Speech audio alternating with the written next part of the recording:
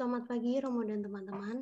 Mari kita memulai kelas pada pagi hari ini dengan berdoa. Dalam nama Bapa dan Putra dan Roh Kudus. Amin. Ya Tuhan, terima kasih atas berkat-Mu pada hari ini. Kami dapat berkumpul dalam kelas virtual.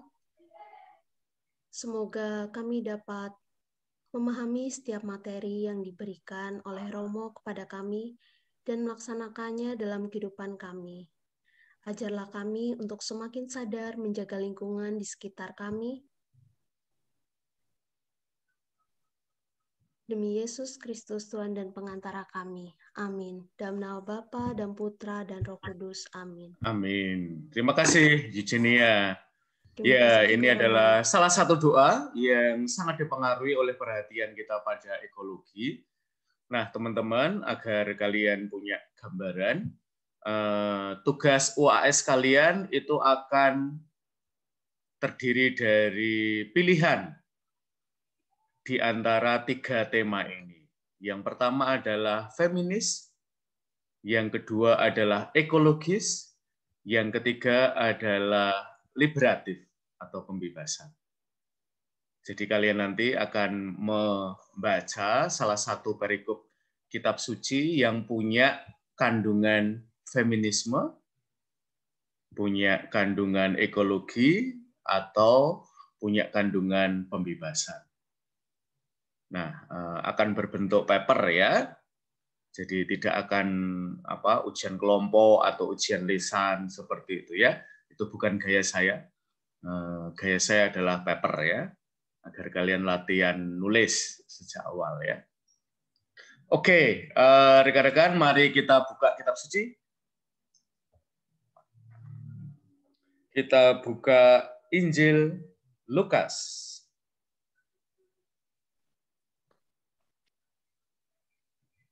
Bab 8, ayat 40 sampai 56. Mari kita baca 2 ayat. Jadi silahkan kalian siapkan dulu kitab sucinya. Ya, kita akan mulai dengan Eci 40 sampai 42. Lalu 43 sampai 45 Suster Maria MASF. 46 sampai 48 Rizky. 49 sampai 51 Mbak Mei. 52 sampai 54 Maria Salina. 54 sampai 56 Fonta Lordista.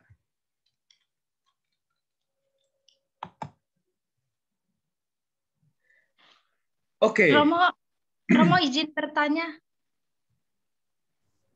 Apa, Suster? Saya baru masuk, Romo. Mohon yang ini bacaan kitab suci dari mana tadi? Saya juga lupa, Suster. Dari Injil Lukas bab 8 ayat 40 sampai 56 ya. Terima kasih, Romo. Oke. Eci, siap? Siap. 3 ayat kan tadi, Romo? Iya, 40 sampai 42 kamu. Yuk, silakan Eci.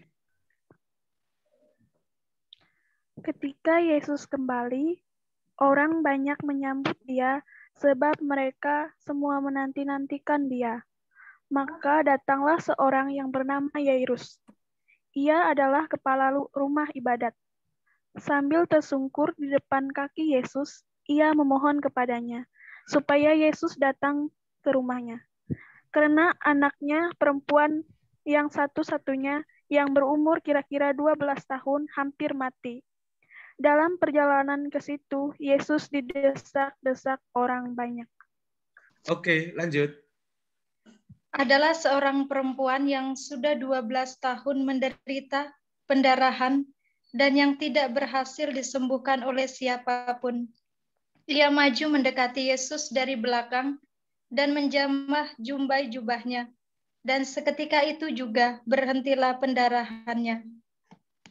Lalu kata Yesus, "Siapa yang menjamah aku?" Dan karena tidak ada yang mengakuinya, berkatalah Petrus, "Guru, orang banyak mengerumuni orang banyak mengerumuni dan mendesak engkau."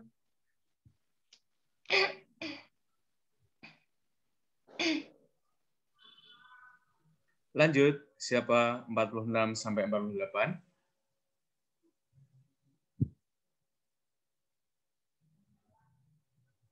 Saya Romo. Yuk. Tetapi Yesus berkata, "Ada seorang yang menjamah aku, sebab aku merasa ada kuasa keluar dari diriku." Ketika perempuan itu melihat bahwa perbuatannya itu ketahuan, ia datang dengan gemetar, tersungkur di depannya dan menceritakan kepada orang banyak apa sebabnya ia menjamah dia, dan bahwa ia seketika itu juga menjadi sembuh. Maka katanya kepada perempuan itu, "Hai anakku, imanmu telah menyelamatkan engkau, pergilah dengan selamat." Ketika Yesus masih berbicara, datanglah seorang dari keluarga kepala rumah ibadat itu dan berkata, "Anakmu sudah mati, jangan lagi engkau menyusah-nyusahkan guru." Tetapi Yesus mendengarkan dan berkata kepada Yairus, "Jangan takut, percaya saja dan anakmu akan selamat." Setibanya di rumah Yairus, Yesus tidak memperbolehkan seorang pun ikut masuk dengan dia, kecuali Petrus, Yohanes, dan Yakobus, dan ayahnya, anak itu, serta ibunya.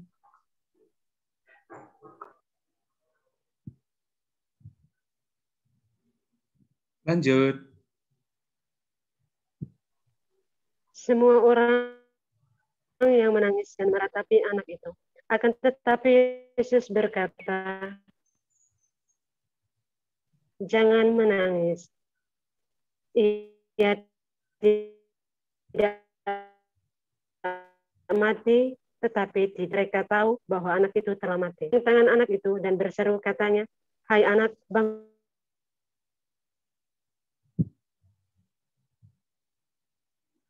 Oke, lanjut. Maka kembalilah roh anak itu dan seketika itu juga ia bangkit berdiri. Lalu Yesus menyuruh mereka memberi anak itu makan. Dan tak jumlah orang tua anak itu, tetapi Yesus melarang mereka memberitahukan kepada siapapun juga apa yang terjadi itu. Amin. Amin. Oke, sekarang teman-teman kalian baca-baca lagi sendiri kira-kira 1-2 menit. Lalu kita pengen ngecek ya, apakah perspektif feminis, perspektif ekologis, dan perspektif baru yang akan kita tambahkan, yaitu perspektif liberatif, itu ada dalam diri kalian ketika mendekati teks ini ya. Silahkan dilihat-lihat. Nah, buat kalian yang semester 2, saya tidak tahu ya, apakah dosen-dosen lain juga mengintrodusir ya, memperkenalkan kalian dengan 2 dokumen tentang ekologi. Kalau belum ya, kalian boleh catat namanya. Yang pertama adalah Laudato Si. Yang kedua adalah Gerida Amazonia. Saya ketik ya, biar kalian. Laudato Si. Gerida Amazonia. Kalian bisa buka 2 dokumen itu dari Dokpen KWI ya, kalian bisa download. Yang penting adalah tidak hanya bisa di-download, tapi gratis ya, tidak perlu beli bukunya ya. Ini adalah 2 teks yang bisa kalian baca-baca, terutama nanti kalau kalian tertarik dengan isu ekologi ya. Di situ ada banyak tafsir kitab suci tentang ekologi. Oke, mari kita mulai. Yesi Petronella. Ya. Mbak Yesi Petronella, apakah ada kata yang nyangkut di kepala kamu ya ketika perikop ini dibacakan ya?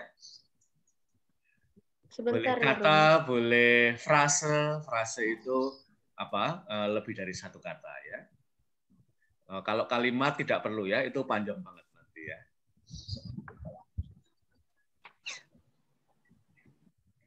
Apakah ada kata yang tertinggal dalam benak Yesi ketika teman-teman kamu baca perikop ini? Yang menunjukkan kepekaan Yesi terhadap isu feminisme, isu ekologi, dan isu liberasi. Nah, 3 tema ini, teman-teman, adalah tema yang terbilang sangat baru. Maka mungkin kalau kalian membaca beberapa buku tafsir yang ada di tangan kalian, mungkin 3 isu ini tidak terlalu diangkat, teman-teman.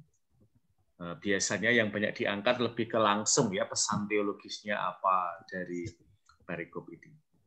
Maka pagi hari ini kita mau latihan untuk menemukan sesuatu yang baru, yang kadang-kadang mungkin belum banyak dieksplorasi ya oleh para ahli kitab suci, terutama mereka yang barangkali belum memiliki kesadaran yang sangat kuat ya tentang isu-isu feminisme, ekologi, dan juga isu pembebasan. Mbak Yesi, sudah ketemu kata tertentu atau perlu berdoa dulu 1 jam? Sudah, Romo. Yuk.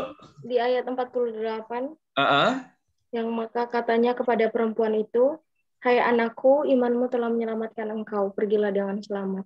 Oke, jadi kata yang mana Mbak Yesi? Yang ini, Romo. Frase ini, hai anakku, imanmu telah menyelamatkan engkau, pergilah dengan selamat. Mengapa itu menurut Yesi ada unsur feminismenya? Karena di situ ada kata perempuan disebutkan. Oke, ada kata perempuan. Apalagi?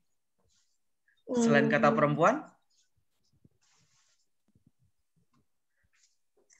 Perempuan, seperti kita sudah banyak omong, seringkali dikaitkan dengan dapur, sumur, dan kasur. Ya. Sementara dalam kitab suci ini, perempuan dikaitkan dengan apakah ada dari 3 antara itu? Atau dikaitkan dengan sesuatu yang lain?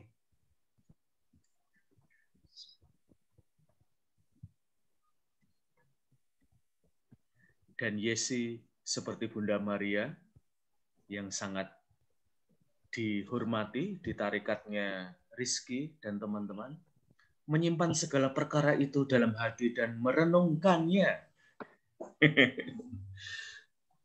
Jadi Mbak Yesi, selain kata perempuan, ada kata? Kalimatnya, katanya pendek sekali. Cuman 4 huruf, tapi penting banget Mbak Yesi. Yaitu? Anak. Anak, ya. Iman, ya. Jadi kata yang penting, teman-teman, adalah iman. Menghubungkan antara perempuan dan itu seringkali tidak otomatis. Males ngomong ya? Iya. Itu seringkali tidak otomatis ya, teman-teman. Maka perlu kita biasakan ya, perlu ada pembiasaan bahwa perempuan itu kita kaitkan dengan iman, bahkan nanti juga perempuan perlu kita kaitkan dengan kekudusan ya. Karena seringkali ketika kita bicara tentang perempuan, itu kan seringkali ini ya, terutama dalam masyarakat kita kadang-kadang di perempuan itu ragu ya, nggak bisa ambil keputusan dan macam-macam ya. Perempuan itu kata besarnya adalah terserah ya. Nah, sementara dalam perikop ini kata yang sangat kuat untuk perempuan dalam perspektif Lukas adalah perempuan dikaitkan dengan iman ya. Oke, kita nyoba cari lagi. Ini Rizky sudah seperti ahli kitab suci ya. Memang sudah nemu Rizky. Apa? Coba. Belum menemukan, Romo. Oh alah, ya kelihatannya tuh membaca sangat serius ya.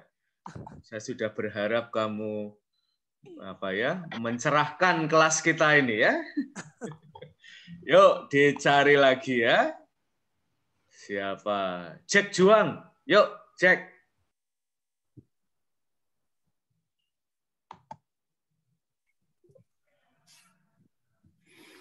Ya mungkin ayat 44, Romo. Oke, ayat 44. Apa itu, Jack Juang? Ia maju mendekati Yesus dari belakang dan menjamah jubahnya. Oke. Dan seketika itu ia juga berhentilah pendarahannya. Oke, kata mana yang penting, Jack Juang? Ini. Menjamah jubahnya. Menjamah jubahnya. Mengapa kata itu penting? Karena ada, ya bagi saya ini penting karena ada keberanian dari kaum perempuan itu sendiri, menggambarkan keberanian kaum perempuan. Ya, Jack Juang pernah dijamah atau pernah menjamah? Dalam arti positif ya. Ya pernah, Romo. Oke, pernah. Siapa Jack Juang yang kamu jamah atau kamu dijamah? Orang-orang yang pernah saya kenal. Oke, waduh. Teman-teman, setelah kelas ini ya, hati-hatilah dengan Jack Juang ya. Kalau kalian dikenal, kalian akan dijamah oleh Jack Juang ya.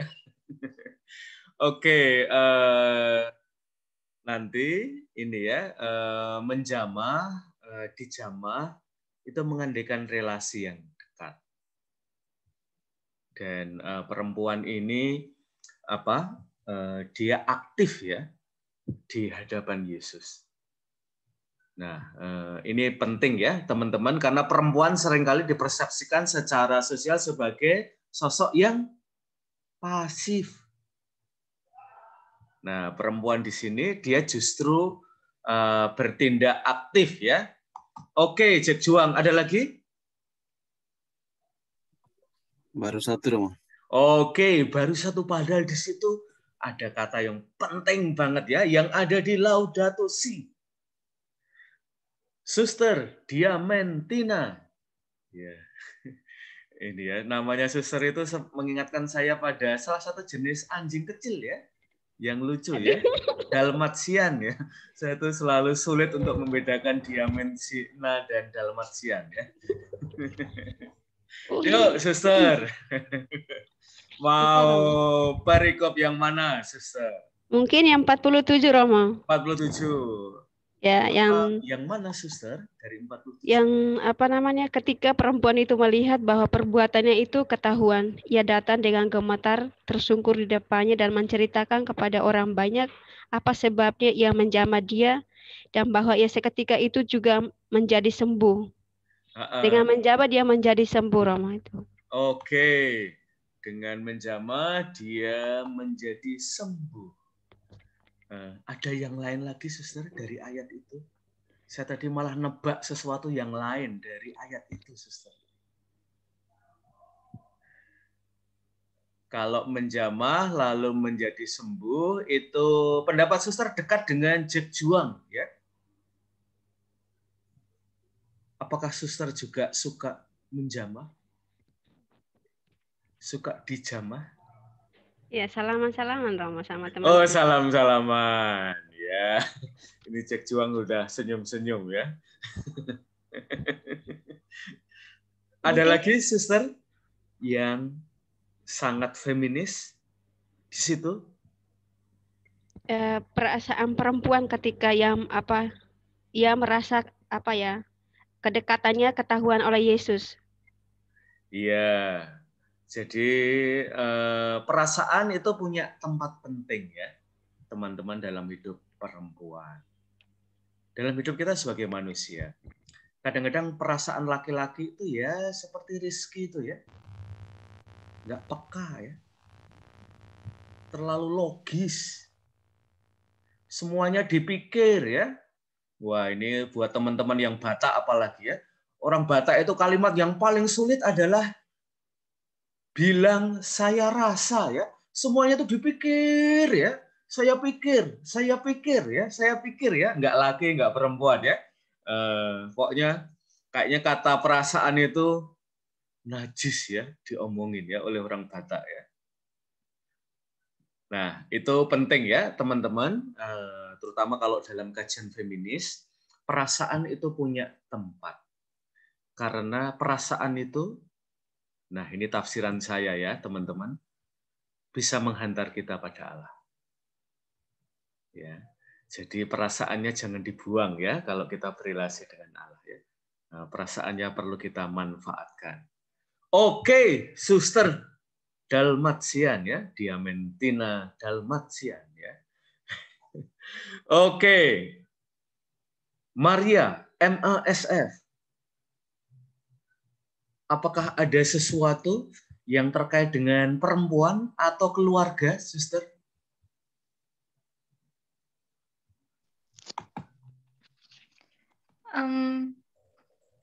Saya mendapatkan di ayat 43, Romo. 43. Kata yang mana, Suster?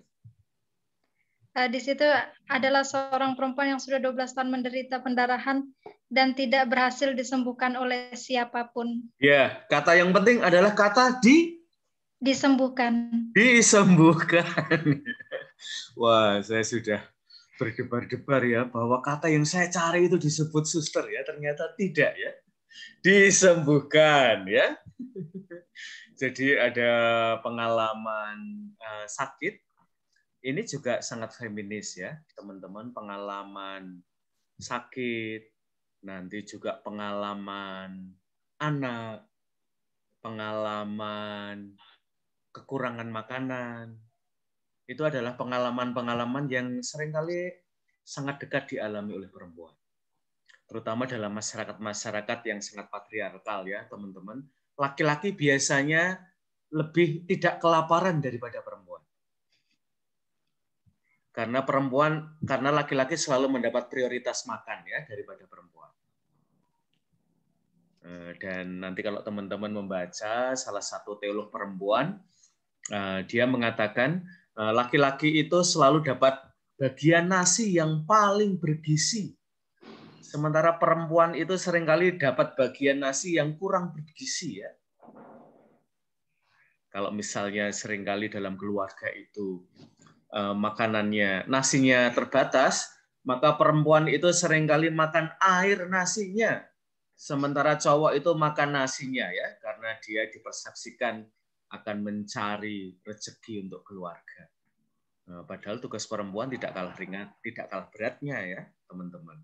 Tetapi seringkali dapat gizi yang kurang. Nanti kalau mumpung ini ada suster ya di screen ya. Romo-romo itu biasanya keren sih, trendy ya, terurus ya, seperti Rizky ini apa ya, cara duduknya ini apa ya, menunjukkan perutnya besar ya teman-teman, sampai tubuhnya tidak bisa menyangga ya, pagi-pagi sudah berat ya. Sementara suster-suster tuh biasanya lebih kurus-kurus ya, agak kurang terurus sedikit ya.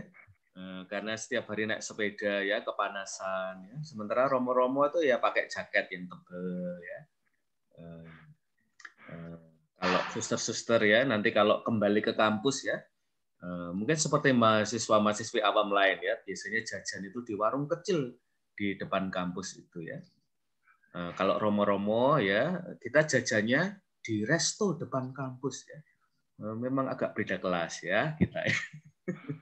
Oke, teman-teman ya, kalau dibuka dompetnya lebih tebal ya, romo-romo ya. Kalau seperti Rizky ini gayanya doang ya, tapi apa dompetnya masih tipis ya, teman-teman. Jadi jangan minta traktir Rizky ya. Traktir Romo Andelas itu terjamin ya. Oke, suster. Kita masih mencari lagi. Paskalis. Oh ya, siapa tadi suara ini? Saya coba, Romo. Oh ya, siapa ini? Saya Suster Yevita Dalsin, SPC. Oke, SPC ya. Yuk, Suster. Saya tertarik dengan ayat 52, Romo. Semua orang menangis dan meratapi anak itu. Akan tetapi Yesus berkata, jangan menangis. Ia tidak mati tetapi tidur. Saya ambil kata menangis, Romo. Yang saya ketahui bahwa perempuan itu cenderung menangis. Mungkin ini juga berkaitan dengan perasaan. Kalau menurut saya, menangis bukan berarti lemah, Romo. Tapi menangis bagi saya mau menggambarkan situasi batin seseorang, entah bahagia ataupun sedih. Terima kasih, Romo. Oke ya, kata yang penting adalah menangis. Nanti dalam Laudato Si, teman-teman, kata menangis itu punya tempat, yaitu tangisan bumi. Kalau dalam presentasi saya itu adalah ratapan alam. Ya. Jadi ada ratapan alam, tangisan bumi, karena bumi kita sedang dalam keadaan yang meratap, ya. Nah, ada satu kata lagi dari Laudato Si yang ada di perikop ini, ya. Nah, mengapa kata menangis ini penting? Karena kadang-kadang menangis juga dihubungkan dengan perempuan, ya. Ada istilah dalam bahasa Inggris yaitu BDC, bukan BTS, ya. Kalau BTS itu grup boyband Korea, ya. BDC yaitu boys don't cry, ya. Cowok-cowok jangan mewek, ya. Karena mewek atau menangis itu seringkali dikaitkan dengan perempuan, ya. Kalau ada cowok mewek apalagi tampangnya seperti Jack Juang ini, ya, lemah, ya. Wong tampangnya sangar seperti itu kok nangis, ya. Di beberapa budaya itu, ya, nanti cowok-cowok yang Jack Juang, ya. Mungkin kalau kamu pindah ke Jawa, ya, kamu boleh nangis, ya. Jadi nanti pindah ke Jawa wajah kamu jadi lembut, ya, setelah 4 tahun, ya. Tidak sangar seperti sekarang ini, ya. Oke, teman-teman, menangis itu punya tempat, ya. Menangis, air mata, kesedihan, ratapan, itu punya tempat terutama kalau kita punya sensitivitas terhadap tafsir feminisme, ya. Jadi itu adalah perasaan, terutama perasaan mendalam perempuan. Karena dia berhadapan dengan bisa penderitaannya sendiri atau bisa penderitaan orang lain. Dan nanti di dalam kajian feminisme ada dalam kajian moral juga, ya. Siapa yang ngajar teologi moral? Romo Tommy, Romo. Romo Tommy, ya. Sudah masuk ke apa? Etika perempuan atau etika feminis? Belum, Romo. Belum. Ada satu kata kunci, yaitu etika C. Terkait dengan perempuan. Mari kita tebak-tebakan, teka-teki silang. Meskipun persahabatan itu bukan seperti teka-teki silang, teman-teman. Tidak terkotak-kotak, karena dalam persahabatan perlu ada perasaan. Jangan logika saja, ya, teman-teman, ya. Oke. Nah, itu tadi dari Ahmad Tohari, seorang penyair dari Banyumas. Persahabatan itu tidak seperti teka-teki silang yang terkotak-kotak, dingin, tetapi harus pakai perasaan. C. Elizabeth Nadia. Ya, Romo. Ya, etika perempuan adalah etika C. Etika C. Ya, C. Apakah C itu? Mungkin. Apa? Cantik, Romo. Cantik, ya. Etika perempuan adalah etika yang cantik, ya. Bukan itu, ya, Mbak Nadia. Ya. Meskipun kamu cantik, ya. Tetapi pagi hari ini kita tidak akan bicara tentang kecantikanmu, ya. Etika perempuan adalah etika Maria Annunziata. Kriterion, Romo. Kriterion ya. Bukan itu ya. Oke. Karena kata ini kayaknya masih kata yang baru. Vincentia Yasinta. Ya, Romo. Apakah C itu Mbak Yasinta? Cinta bukan, Romo. Cinta ya. Bukan itu Mbak Vincentia. Bukan juga 3C-nya Sanata Dharma ya. Conscience, compassion, competence ya, bukan itu ya. Septian. Apakah C itu?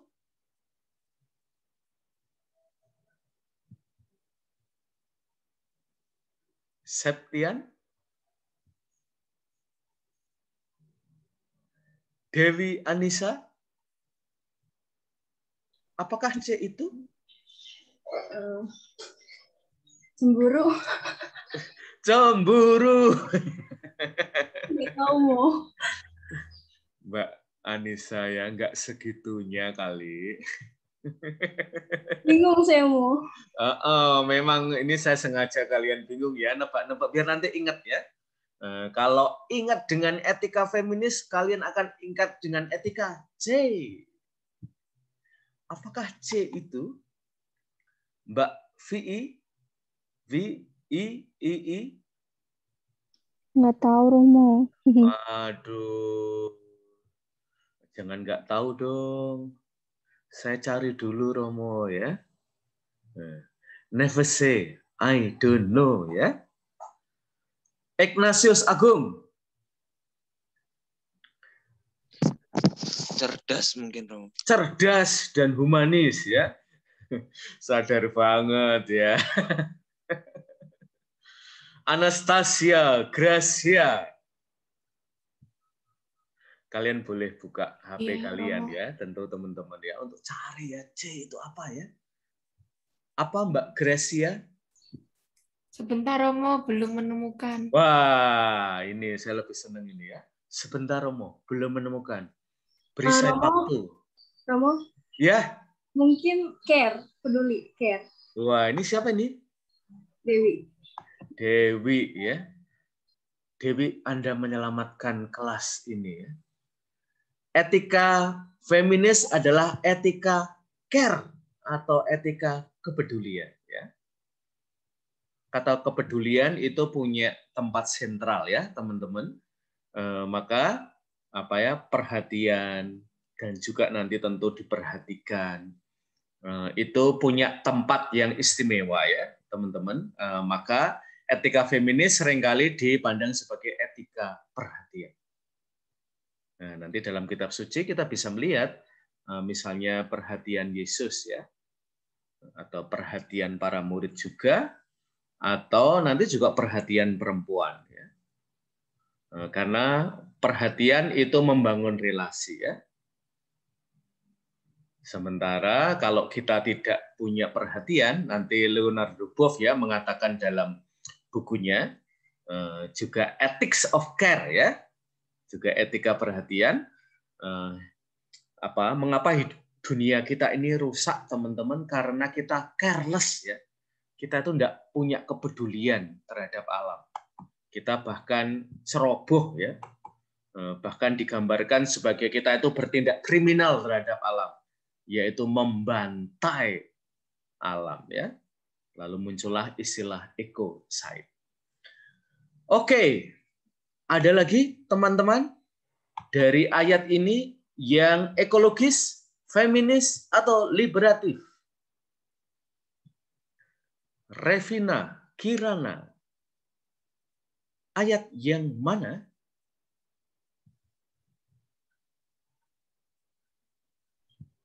Rama. Ya, Haris, mau perintah. Ya, nanti kalian bisa cek ya. Di antara dosen pendidikan siapa yang paling sering menyebut nama kalian ya? Ini saya Ini semacam presensi ya, teman-teman satu-satu ditanya ya. Haris, mau perintah? Romo. Oke, ayat mana, Haris? Yang kira-kira mengandung unsur ekologis, feminis, atau liberasi ya? Kalau kalian lulus pagi hari ini ya, teman-teman nanti milih perikopnya gampang banget ya. Ini feminis banget ini Romo perikopnya ya. Ini ekologis banget Romo. Dan ini liberatif banget.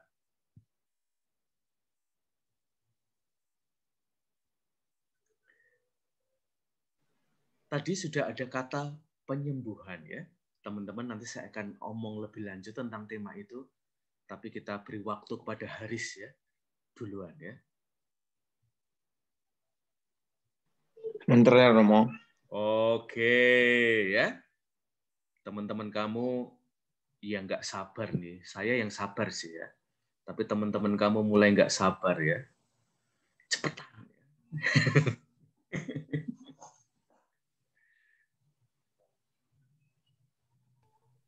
Izin menjawab, Romo. Oke, silakan. Siapa ini? Saya, Romo, Benediktus. Benediktus, oh ya.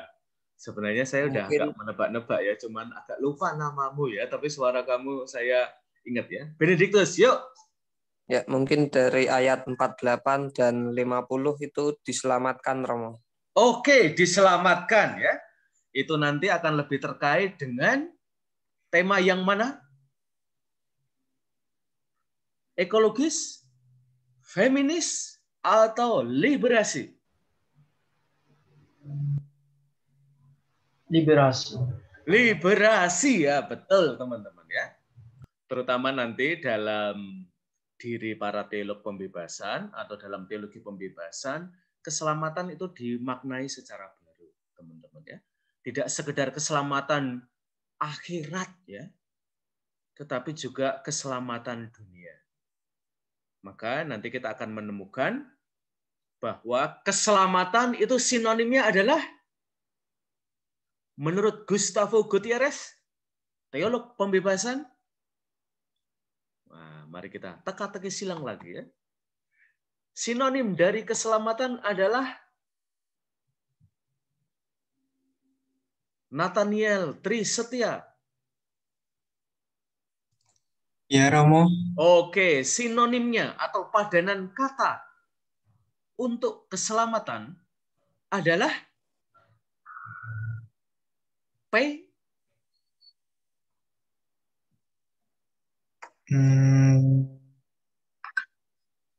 Berimajinasi. Ya, Romo. Ya, mulai dengan P. Dan berakhir dengan N. Penyelamatan. Penyelamatan.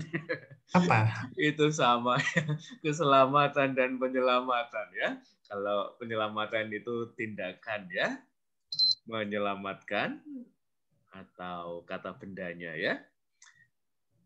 Bukan itu Nathaniel, tapi kamu tidak jauh dari kerajaan Allah ya. Pembebasan, Romo. Pembebasan ya, teman-teman. Jadi ketika keselamatan itu berhadapan dengan situasi penindasan, kekerasan, otoritarianisme, lalu keselamatan itu mendapatkan arti baru ya, yang seringkali tidak banyak digarap oleh para teolog. Mungkin sebagian juga teolog Indonesia ya, kita nggak banyak omong ya. Kita selalu omong tentang keselamatan. Tetapi kadang-kadang lupa bahwa keselamatan itu punya kandungan pembebasan. Yang kita omongkan itu tidak sekedar keselamatan akhirat, tetapi keselamatan dunia. Maka sinonim baru dari keselamatan, ketika kita bicara tentang pembebasan, justru keselamatan itu mendapatkan arti yang penuh. Oke.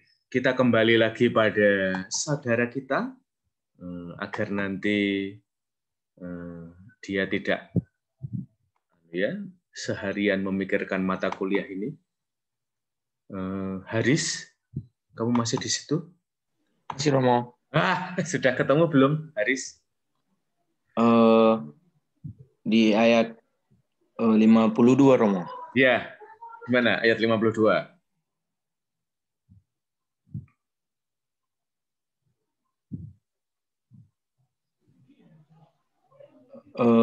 Semua orang menangis dan meratapi itu, akan tetapi Yesus berkata, jangan menangis.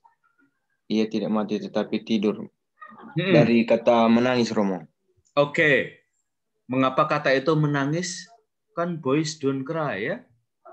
Cowok nggak mewek ya. Wah, ini malah kamu omong tentang menangis ya. Mengapa kata menangis ini penting banget? Dan masuk dalam, kita sebut aja perspektif yang lebih feminis ya. Maka nanti teman-teman kalau kalian ketemu dengan Romo Madyo, itu salah satu teolog feminis ya. Kalian harus hati-hati kalau omong dengan Romo Madyo ya. Karena setiap kata itu sangat diperhatikan oleh Romo Madyo.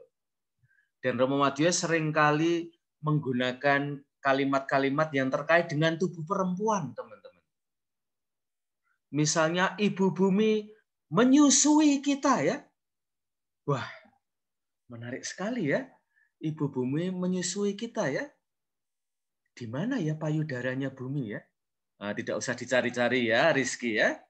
Kita bayangkan ya, bahwa bumi itu seperti seorang ibu, seperti perempuan yang memiliki payudara sehingga bisa menyusui ya.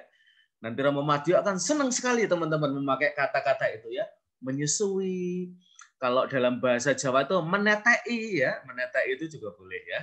Tidak terlalu jorok ya, Sister Maria MASF ya, jadi nggak usah malu-malu dengan kata itu ya. Nanti juga mengandung. Buku saya yang pertama itu sangat feminis teman-teman, yaitu Lahir dari Rahim ya. Jadi saya menggunakan rahim, menggunakan payudara. Ada seorang feminis, dia menulis sebuah drama ya. Karena kalian sekarang ini sedang latihan drama ya, berjam-jam ya. Saya memperkenalkan seorang pemain drama feminis. Namanya adalah Eve Ensler. Dan judul dramanya itu menarik banget teman-teman, yaitu Monolog Vagina ya. Ternyata vagina itu bisa apa ya? Omong-omong ya dengan kita ya. Bisa monolog teman-teman ya. Dan vagina itu menurut penulisnya itu sangat chatty ya, suka ngobrol ya. Nah, itu ya. Jadi teman-teman, seluruh tubuh perempuan juga seringkali dipakai ya. Maka kita perlu punya kepekaan dengan kata pendarahan, lalu apa ya, perasaan, lalu tangisan, ratapan, dan tema-tema yang lain. Oke, teman-teman, apakah masih ada kata yang penting terkait dengan perempuan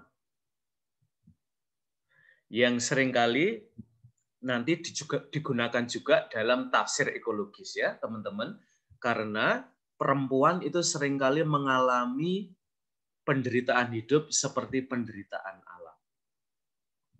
Maka seringkali ketika kita berbicara tentang alam, itu kita bicara bahwa alam itu digagahi ya. Alam itu diperkosa ya. Jadi sebagaimana perempuan dalam banyak kasus juga mengalami perkosaan ya, kekerasan paksa secara seksual, alam juga seringkali diperkosa oleh manusia ya. Digagahi oleh manusia. Dalam bahasa yang nanti lebih ekologis tentu eksploitasi ya. Ada lagi teman-teman?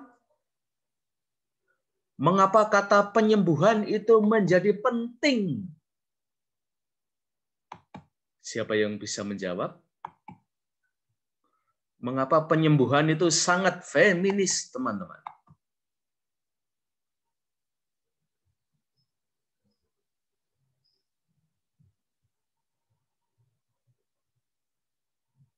Oke, sambil menunggu,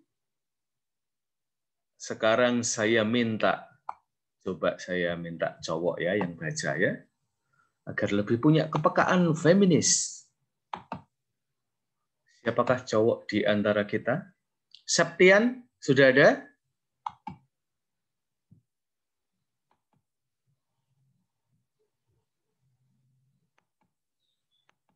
Oke, Septian kelihatannya berada di sebuah tempat yang lain ya. Siapa ya? Cowok. Vian, silakan dibaca ya. Dibaca penuh perasaan ya, Vian ya. Baik, Romo. Di balik tirai hujan sore hari, pohon-pohon kelapa di seberang lembah itu seperti perawan mandi basah, segar, penuh gairah dan daya hidup. Pelepah-pelepah yang kuyup adalah rambut basah yang tergerai dan jatuh di belahan punggung. Batang-batang yang ramping dan meliuk-liuk oleh hembusan angin seperti tubuh semampai yang melenggang, tenang dan penuh pesona.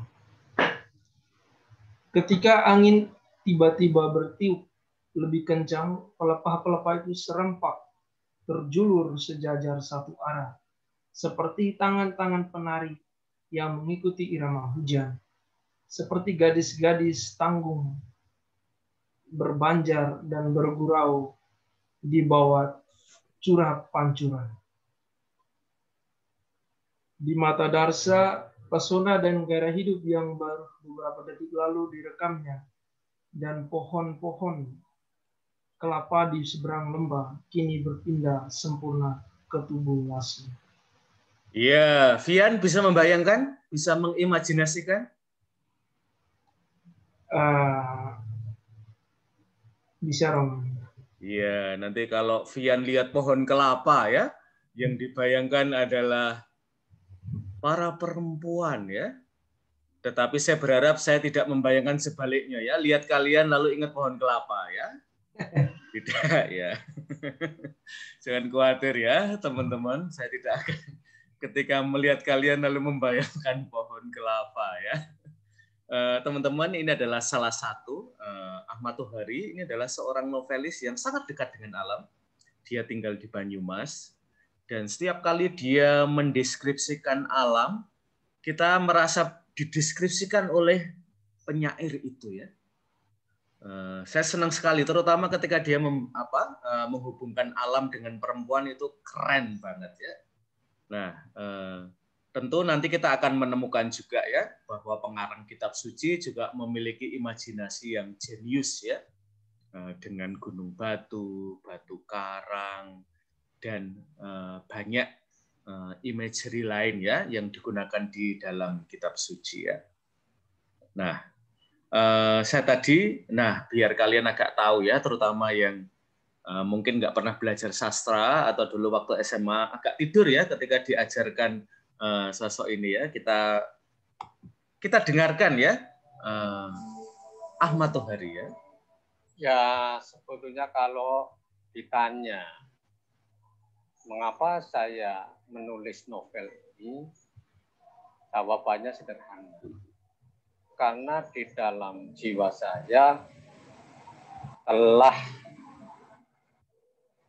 diinspirasi oleh pengalaman-pengalaman yang sangat mengguncangkan jiwa.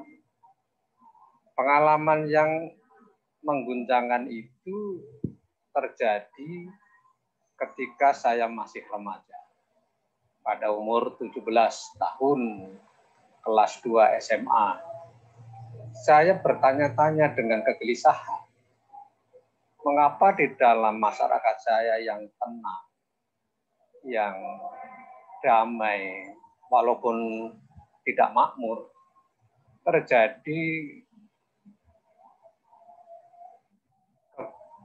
kegalauan politik dan peristiwa-peristiwa kekejaman yang luar biasa.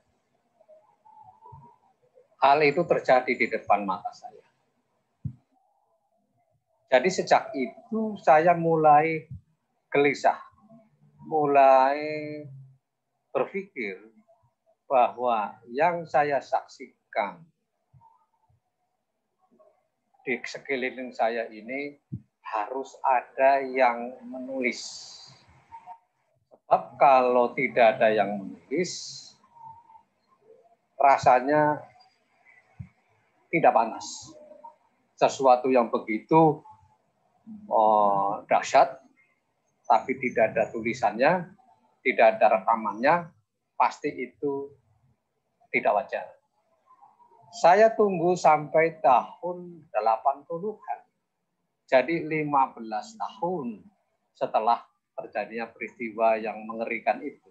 Tidak ada karya sastra yang menulis tentang itu secara agak panjang, kecuali beberapa cerita pendek. Yang itu pun pendek sekali dan samar. Maka saya putuskan pada tahun 80 berani memberanikan sendiri menulis novel ini, walaupun saya mengerti situasinya sungguh tidak menyenangkan karena isu-isu tentang G30S sangat sensitif di mata para penguasa. Inilah yang menyebabkan wartawan tidak menulis, penulis sastra tidak menulis karena suasananya memang mencekam. Maka sebetulnya saya menulis dalam ketakutan. Sekarang ini setelah melihat bahwa novel Ronggeng Tugu Baru sudah menjadi milik masyarakat Indonesia dan mungkin menjadi milik sastra dunia, saya berharap supaya orang-orang muda juga tertarik untuk bersaksi dalam banyak hal, karena di dalam kehidupan ini banyak sekali hal yang perlu kita persaksikan dan kita catat sebagai kekayaan batin dan kekayaan intelektual generasi-generasi mendatang. Oke ya, teman-teman, ini Ahmad Tohari, dia salah satu sahabat dari Uskup Emeritus Romo Narko ya, di Keuskupan Purwokerto. Ini adalah sahabat ya, mereka selalu saling berkunjung dalam banyak kesempatan. Dan kira-kira teman-teman ketika saya membayangkan ujian akhir semester kalian menulis dengan perasaan yang senada dengan Ahmad Tohari ya. Jadi jangan sampai peristiwa-peristiwa yang ada di sekitar kita itu lewat ya. Padahal ini peristiwa besar, barangkali butuh waktu agak lebih lama. Dan saya berharap kalian dalam paper ya membawa spirit itu ya, bahwa ada sesuatu yang saya perlu memberi kesaksian ya, dan salah satunya adalah menghubungkan peristiwa yang ada di sekitar kita dengan perikop kitab suci ya. Jadi nanti silahkan kalian mulai dengan satu peristiwa terkait dengan hidup perempuan atau anak ya. Karena studi tentang anak itu belum menjadi kajian yang sangat besar, maka biasanya isu perempuan dan anak itu dikaitkan dalam kajian feminisme ya. Meskipun sudah mulai ada perhatian yang lebih besar ya. Kalau di Indonesia sudah ada KPAI dan macam-macam ya. Tetapi isu anak sendiri baik ya untuk diangkat ya di dalam paper kalian ya. Lalu yang kedua adalah tentu tentang isu ekologi ya. Isu ekologi sekarang ini banyak dibicarakan ya, di banyak pulau di Indonesia sekarang bermasalah dengan isu ekologi. Termasuk di tempatnya Jack Juang ya, di Medan dan sekitarnya itu ya, Danau Toba dan kasus-kasus lain ya. Di Jogja ya, di dekat airport sekarang ini juga ada masalah ya. Dan butuh ya suara dari kita yang dekat dengan kitab suci ya. Karena mereka seringkali mencari inspirasi. Dan sayangnya kitab suci kita kadang-kadang yang sudah kita baca dan kita tafsirkan itu nggak banyak omong tentang isu-isu ekologi.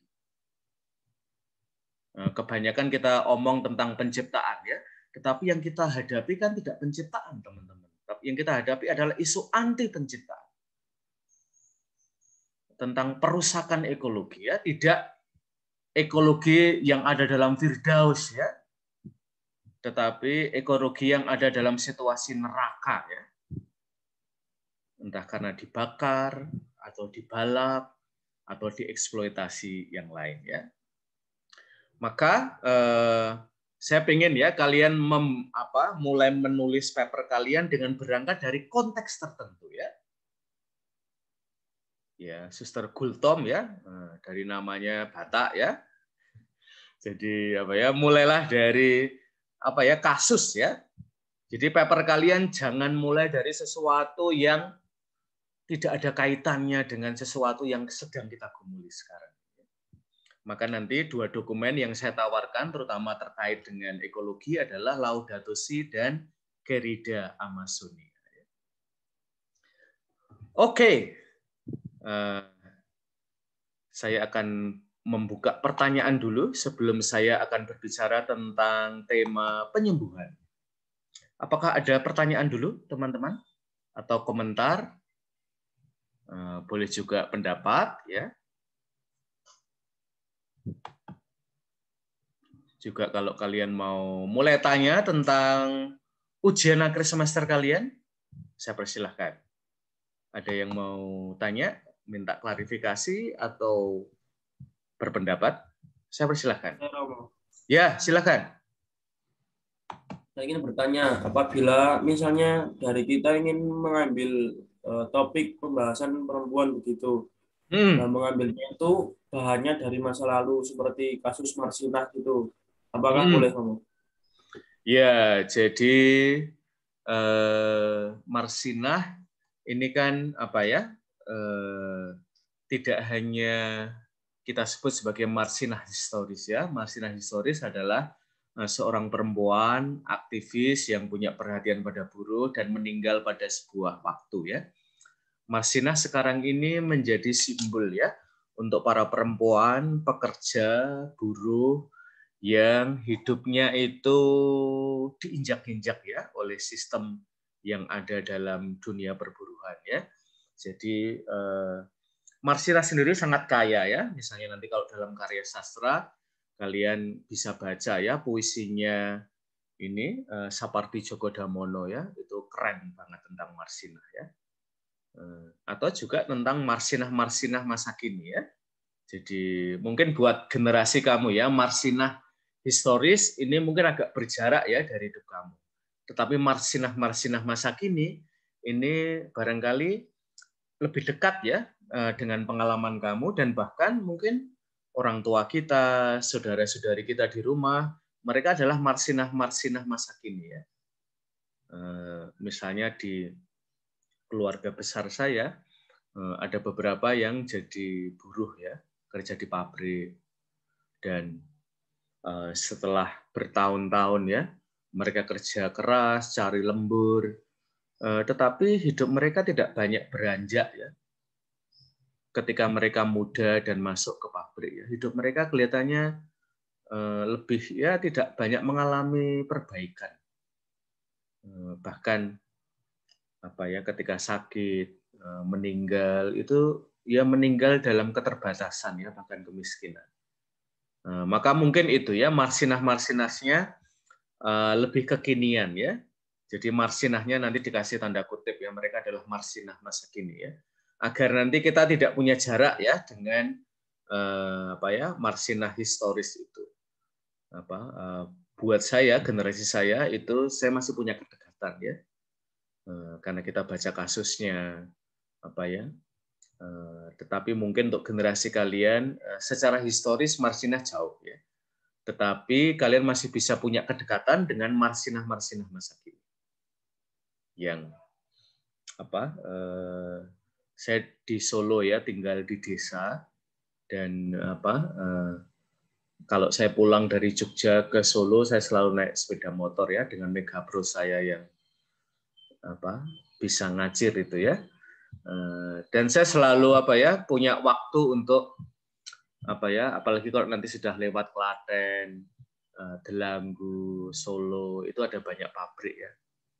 Dan saya biasanya selalu agak memelankan kendaraan saya kalau saya lewat pabrik-pabrik itu ya, untuk punya perasaan ya dengan para buruh yang seringkali harus masuk sangat pagi, pulang sangat malam, dan apa dari pakaian yang mereka kenakan, makanan yang mereka santap, kita tahu ya kurang lebih secara ekonomi mereka ada di mana ya.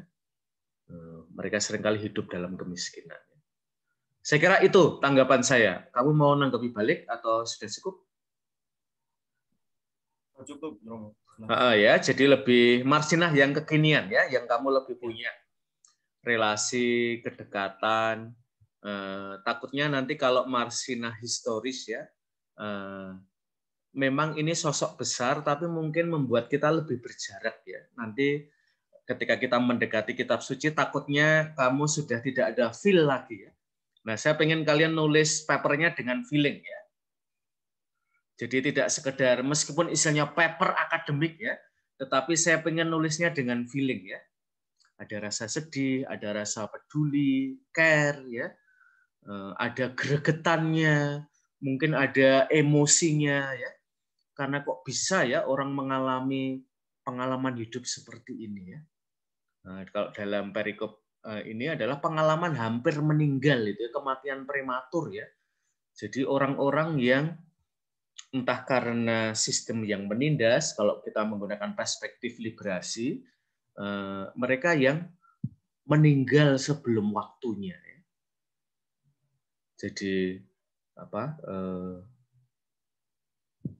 harapan hidup kita ya, kalau kita itu secara kesehatan, secara gizi itu baik, biasanya harapan hidup kita itu panjang. Ya. Tetapi dalam masyarakat kita ya ada yang gagal tumbuh, anak-anak yang gagal tumbuh, anak-anak yang bahkan meninggal karena tidak terobati, ya, dan macam-macam itu. Itu adalah kematian-kematian prematur yang ada di sekitar kita. Oke, apakah ada yang lain lagi yang mau ditanyakan terkait dengan ujian akhir semester kalian? Jadi nanti setelah kuliah ini ya kalian mulai cari ya. Temukan sebuah kasus yang menarik, membuat hati kalian mungkin shock, ya. Jadi jangan mulai dengan kalimat yang abstrak ya. Oke, ada lagi? Saya Romo. Yuk, silakan. Saya mau bertanya itu panjang tulisan paper kita itu sampai berapa kata, Romo? Iya, panjangnya berapa ya kira-kira ya? Teman-teman, terutama untuk pendikat ya, saya mulai ya mencoba mencari jalan tengah ya. Menulis paper panjang itu tidak gampang.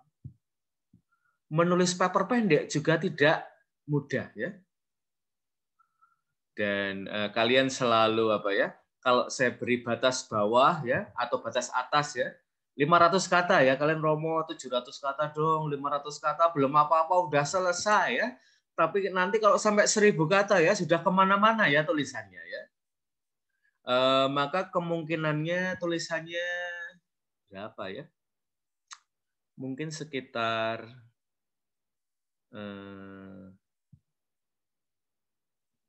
700-an gitu.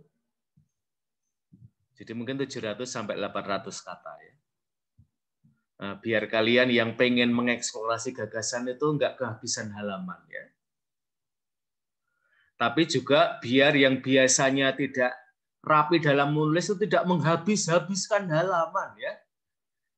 Karena nanti dosennya capek ya baca tulisan yang menghabis-habiskan halaman. Kira-kira 700 sampai 800 kata. Itu enggak panjang tapi juga enggak pendek banget ya. Kira-kira terlalu pendek enggak buat kamu?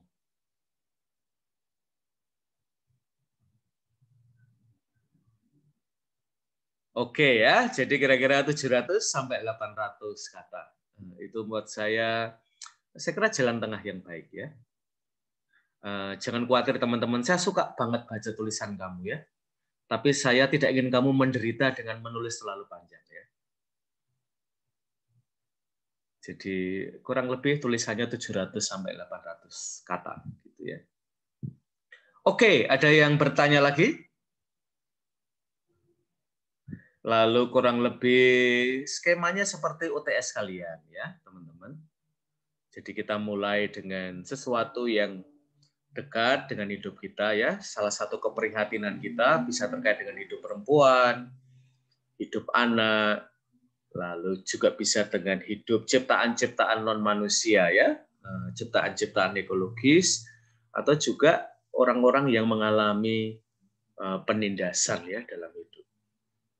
Lalu kita memilih ya salah satu metode tafsir, yaitu feminis, ekologis, dan liberatif ya.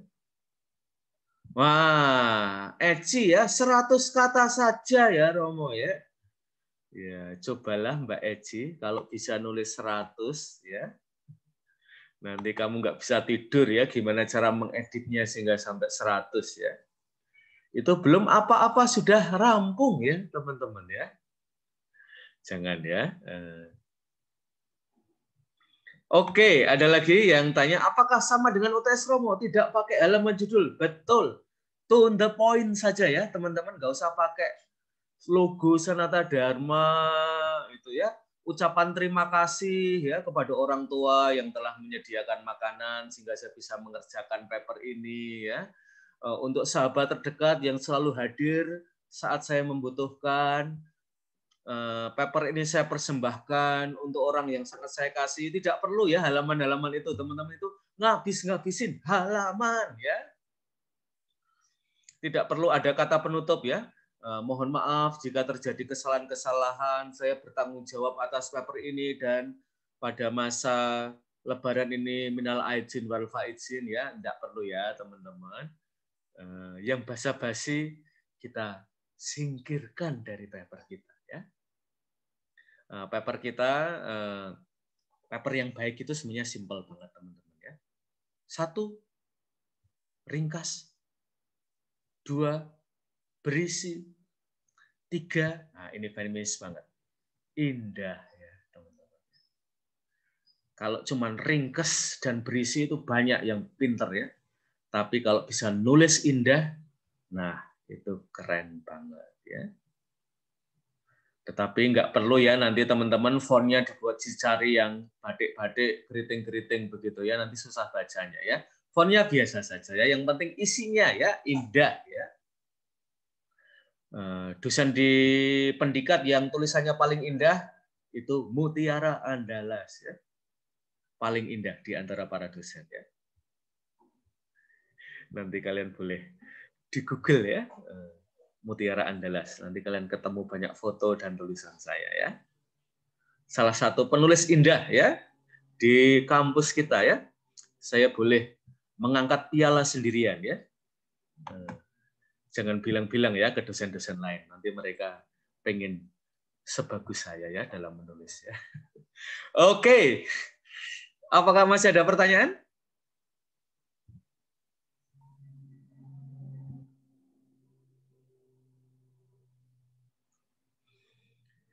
Kalau tidak ada, teman-teman, saya mau bicara tentang poin yang terakhir, yaitu penyembuhan. Mengapa tema ini penting ya? Tadi dari perspektif pembebasan, tafsir pembebasan, keselamatan dimaknai secara baru sebagai pembebasan ya, atau liberation ya. Ini agak berbeda kalau kita bandingkan, terutama dalam tafsir, terutama yang dikerjakan di dunia pertama ya. Seringkali lebih dikaitkan dengan freedom ya, kebebasan daripada liberation ya. Nah, terutama dalam situasi di dunia ketiga di mana ada banyak penindasan, kekerasan, lalu tafsir pembebasan itu punya tempat penting ya, dan salah satu teks yang seringkali dikutip adalah kisah Keluaran. Kisah Musa membebaskan orang Israel ya dari penderitaan di Mesir. Nah, tentu kita juga bisa menemukan tema-tema lain ya, misalnya Nabi Amos itu berbicara tentang keadilan sosial. Lalu nanti juga Yesus ya dalam hubungan dengan kaisar, tentang kepemimpinan yang tidak menindas ya. Ada banyak perikop. Nah, bagian yang terakhir yang mau saya katakan adalah tentang penyembuhan. Mengapa tema ini penting ya? Keselamatan itu adalah juga healing ya, penyembuhan. Karena tadi kita menemukan dalam perikop Injil Lukas, keselamatan dialami oleh perempuan itu dengan kesembuhan dari sakit. Sakit apa, Suster Maria? Pendarahan, ya. Teman-teman, kata pendarahan itu ada dalam Laudato Si, ya. Bumi kita itu seperti ibu yang sedang mengalami pendarahan hebat, ya. Jadi untuk bicara tentang persoalan ekologi itu lalu pengalaman perempuan itu dipakai, ya. Salah satu pengalaman perempuan adalah pendarahan, ya. Cowok tidak punya persoalan pendarahan, ya, teman-teman. Maka kalau Mbak Lucinta Luna, ya, sekarang ini sedang mengalami kehamilan, ya, perlu kita cek, ya, teman-teman. Nanti saya pengen melihat anaknya, ya, kalau betul-betul melahirkan, ya. Karena Mbak Lucinta Luna itu sebelumnya adalah dia laki-laki, ya, kemudian menjadi perempuan. Oke, mengapa tema penyembuhan itu penting? Karena terutama dalam dunia, dalam masyarakat yang seringkali pengalaman sakit, ya, pengalaman terjangkit penyakit, terpapar penyakit itu menjadi persoalan besar, lalu keselamatan tidak jauh-jauh digambarkan dari pengalaman disembuhkan atau penyembuhan. Ada seorang teman saya dari Afrika, teman-teman, satu sekolah dengan saya di Amerika. Dia pulang dengan gelar S3, ya, doktor di bidang ilmu ketuhanan. Lalu ketika pulang ke desanya, dia dirayakan besar-besaran oleh masyarakat desa itu, ya, dipestakan. Dan hari berikutnya, hampir seluruh warga desa itu membawa orang sakit ke situ, ya, karena ada dokter baru yang baru saja lulus. Lalu teman saya ini berusaha, ya, tidak menolak warga desa itu dan bilang, saudara-saudari, saya minta maaf, tetapi S3 saya itu tidak dalam bidang kedokteran, ya, tapi kedoktoran dalam ilmu ketuhanan. Dan orang-orang desa itu pulang dengan kecewa, ya. Dan salah satu nyeletuk pada Romo itu, ya, kamu belajar jauh-jauh, tapi nggak ada manfaatnya bagi kami. Nah, teman-teman, dalam masyarakat kita, terutama yang terjangkit penyakit, ada wabah, termasuk corona sekarang ini, penyembuhan itu menjadi kata besar, ya, kata yang penting. Maka kalau keselamatan tidak omong tentang penyembuhan, barangkali itu seperti Romo yang dianggap dokter padahal dia doktor dalam ilmu ketuhanan. Dia tahu banyak tentang Allah, tetapi ternyata itu tidak diperlukan oleh warga desa. Karena yang dibutuhkan adalah dokter yang menyembuhkan, ya, bukan dokter yang mengajar tentang penyembuhan. Oke, apakah masih ada pertanyaan lagi? Terakhir.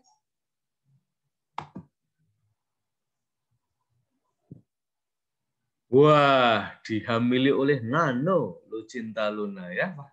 Mbak Eci ini pengen nulisnya paper 100 kata, tapi Lucinta Luna ngikutin, kepo, ya.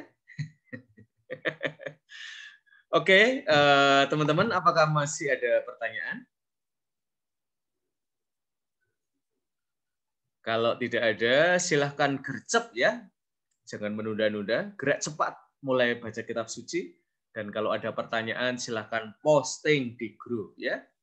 Jangan posting 1 hari terakhir sebelum dikumpulkan, ya. Terlambat, ya, teman-teman, ya.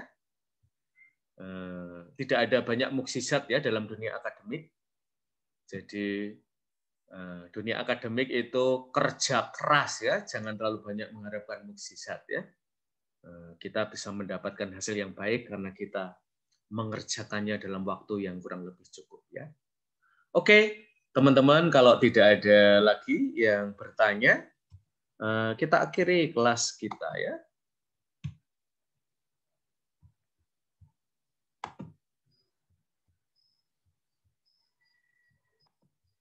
Dan selamat bertekun dengan tugas kalian 700 sampai 800 kata ya, teman-teman. Mbak Eci ya, yang suka dengan 100 kata tambah 600-700 kata lah Mbak Eci ya. Nah, itu tidak panjang ya, itu cuma beberapa paragraf saja. Oke, rekan-rekan, sampai ketemu lagi. Oke ya, jangan lupa presensi dari Mbak Eva ya. Saya selalu menangis ya kalau ada dari kalian. Setelah kuliah saya pergi nggak lihat-lihat lagi presensi ya, sedih banget ya. Itu it ruins my day ya, seharian saya menangis ya. Kalau dari kalian ada yang telat presensi, apalagi suster ya. Oke teman-teman, sampai ketemu lagi dan terima kasih atas kelas pagi.